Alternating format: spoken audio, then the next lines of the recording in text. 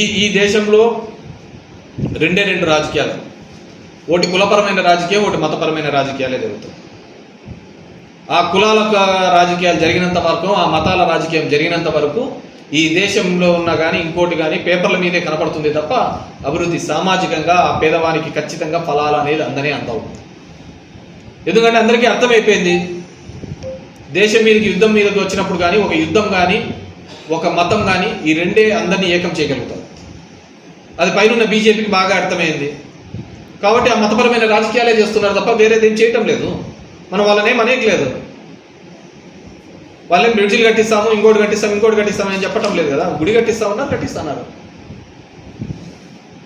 ఇక్కడ కూడా అంతే, మనం ఏం చేసినామనే కాదు కదా. ఎండ్ ఆఫ్ ది డే ఆ కులం ఆధారితంగానే రాజకీయాలు జరుగుతున్నాయి.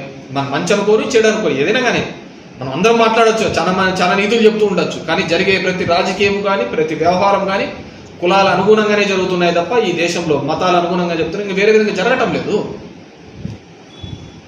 అదనే లేదు, అదే విభజిస్తానా పాలిస్తానా అంతే. That's it.